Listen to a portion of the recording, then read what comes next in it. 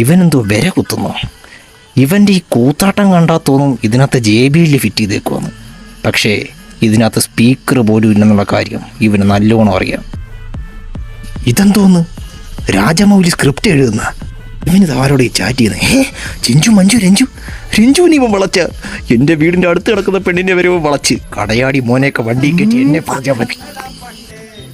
ഉറങ്ങുവാണോ അതോ കൊഞ്ഞാണം കുത്തുവാണോ? വണ്ടി കയറിയ തൊട്ട് ഇവനും കിടന്ന് ഉറക്കോ പണി.